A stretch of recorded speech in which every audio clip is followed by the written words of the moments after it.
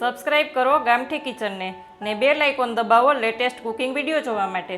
નમસ્તે ફ્રેન્ડ્સ, ગામઠી કિચનમાં તમારું હાર્દિક સ્વાગત છે.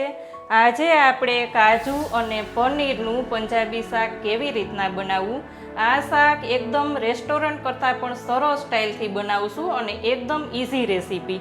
તો ચાલો જોઈ લઈએ આને કેવી રીતના બનાવવું.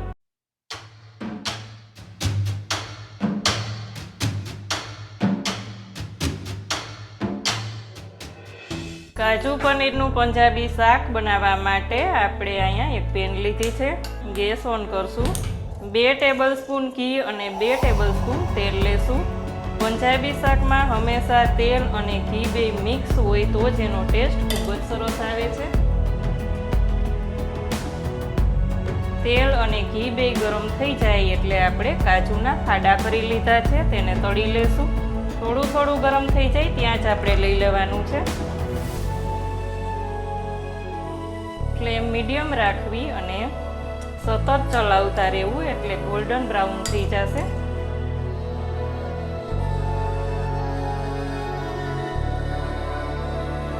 કાજુ આપણા એકદમ સરસ ગોલ્ડન બ્રાઉન થઈ ગયા છે. હવે કાઢી લેશું.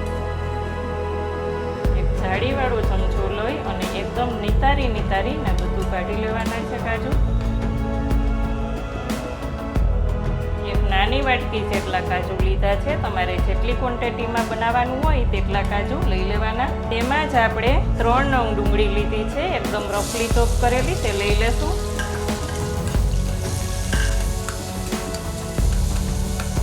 ડુંગળીને પણ એકદમ ગોલ્ડન બ્રાઉન થવા દેશું.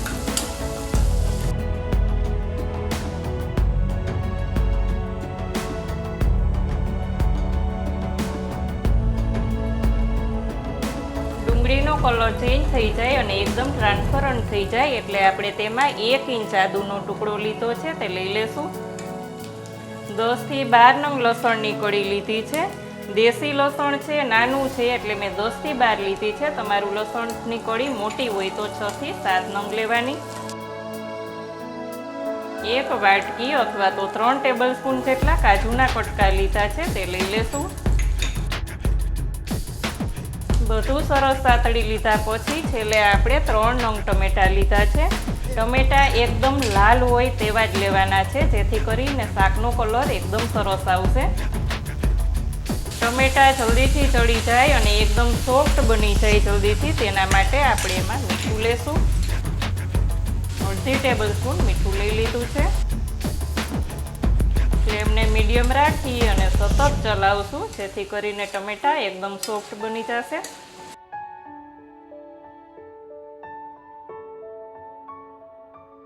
પાંચ થી 7 મિનિટમાં આપણા ટમેટા એકદમ સરસ ગળી ગયા છે. ફ્લેમને બંધ કરી દેશું અને એક પ્લેટમાં કાઢી લેશું, જેથી કરીને જલ્દીથી ઠંડુ થઈ જાય. અને ઠંડુ થાય પછી જ આપણે એક જારમાં લઈ અને પીસી લેવાનું છે. ગરમ ગરમ પીસશું તો જારનું ઢાંકણ ખુલી જશે. અહીંયા આપણે તે જ પેનમાં 2 ટેબલસ્પૂન ઘી લીધું છે. 1 ટેબલસ્પૂન તેલ લઈ લેશું. કુલ આપણે ઘી અને તેલ થઈ અને 3 ટેબલસ્પૂન જેટલું લીધું છે. ગરમ થવા દેશું. તેલ અને ઘી બે મિક્સ લીધું છે, તે ગરમ થઈ ગયું છે. તેમાં નાના સૂકા લાલ મરચાં 2 લઈ લેશું. 1 તમાલપત્ર, તજનો ટુકડો, 2 થી 3 નંગ લવિંગના અને 2 થી 3 નંગ કાળા મરી લેશું. અને આખું જીરું લઈ લેશું, 1 ટીસ્પૂન. બધું સાતળી લેશું. જીરું અને બધું જ સરસ સતળાઈ જાય એટલે આપણે એમાં બનાવેલી પ્યુરી લઈ લેવાની છે, લઈ લેશું.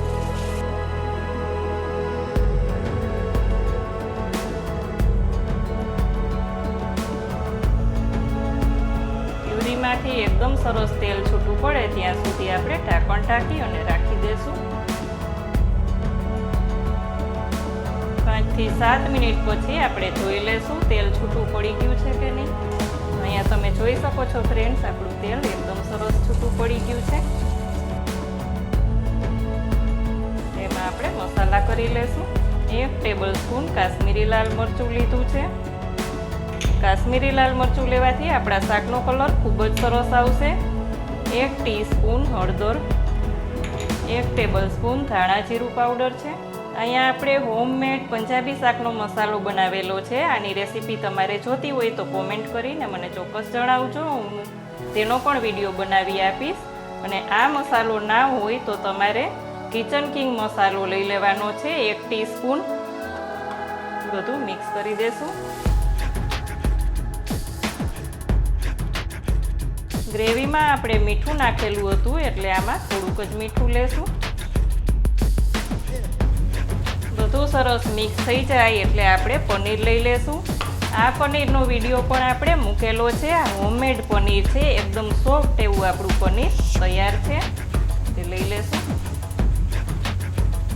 થોડાક કાજુને ગાર્નિશિંગ માટે રાખી અને બાકીના લઈ લેશું.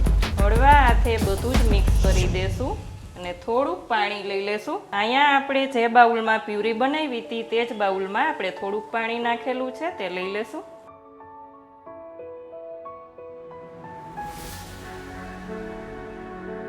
થોડીક વાર ઢાંકણ ઢાંકીને રાખી દેશું જેથી કરીને પનીર પણ એકદમ સરસ ચડી જશે અંદરથી. અહીંયા આપણે જોઈ લેશું એકદમ સરસ તેલ છૂટું પડી ગયું છે અને રસો પણ એકદમ માપે છે.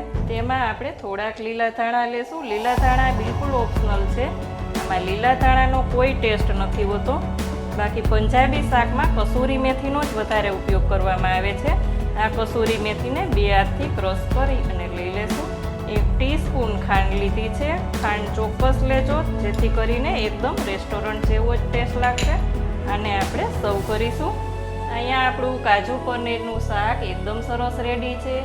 આ શાક પંજાબી તમે કેવી રીતના બનાવો છો તે કોમેન્ટ કરીને મને ચોક્કસ કહેજો. જો રેસીપી આજની સારી લાગી હોય તો વિડીયોને લાઈક કરજો, શેર કરજો અને સબસ્ક્રાઈબ કરીને બેલ આઇકોન દબાવજો ચેનલમાં નવા હોય તો. ફ્રેન્ડ્સ, ફરી પાછા મળશું એક નવી રેસીપી સાથે. ત્યાં સુધી આવજો.